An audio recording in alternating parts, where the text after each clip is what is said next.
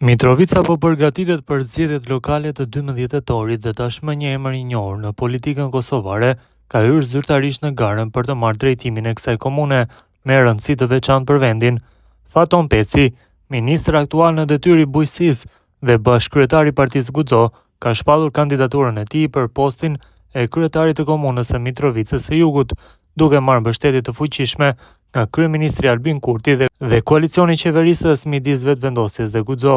Kryeministri Kurti teksa prezantonte Pecin tha, të gjithë e njohin si ministri më i suksesshëm i bujqësisë, bashkëpunëtor shembullor në koalicionin tonë qeverisës, ministër i jashtëzakonshëm në qeverisje.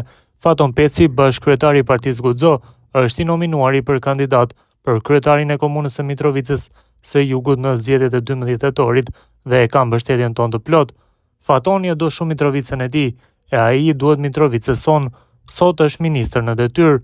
Në një postim në rrjetin social Facebook, Peci ka bërë të ditur se vendimi për të kandiduar ka ardhur si përgjigje ndaj kërkesës së shumë qytetarëve të Mitrovicës, por edhe si një rezultat i besimit të madh që i është dhënë në zgjedhjet e fundit parlamentare, si i treti në listën e lëvizjes vetëvendosje dhe i pesti në nivel vendi për nga votat. Peci e konsideron këtë mbështetje si një përgjegjësi të madhe politike dhe morale. Mitrovica është zemra e Kosovës, shkruan Peci në postimin e tij. Pas rezultatit të fundit zgjedhor, një besim kaq i madh ka arritur edhe më tej përgjegjësinë time politike në funksion të kësaj përgjegjësie dhe me kërkesën e shumë qytetarëve, si dhe të kryeministrit Albin Kurti, ka marrë vendimin për të kandiduar për kryetar të komunës së Mitrovicës. Faton Peci njihet gjerësisht si një nga ministrat më të suksesshëm të qeverisë Kurti.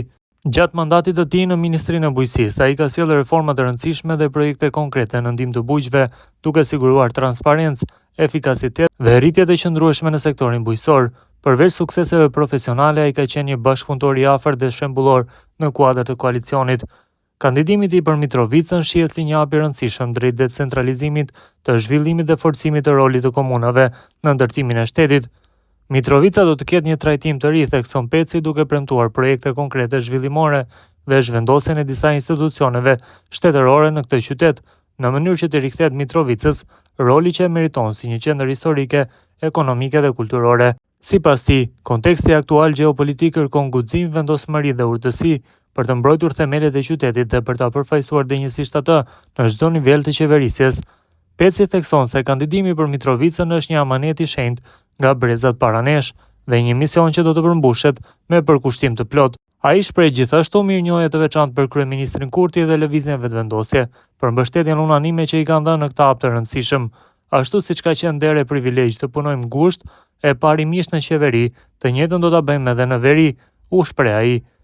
Peci siguron qytetarët e Mitrovicës se në drejtimin e tij komuna do të kthehet në një shembull të mirë qeverisjes, duke u fokusuar në zhvillimin e qëndrueshëm ekonomik, investimet në arsim, shëndetësi, infrastrukturë dhe veçanërisht në përfshirjen e të rinjve dhe grave në jetën publike dhe vendimarrëse.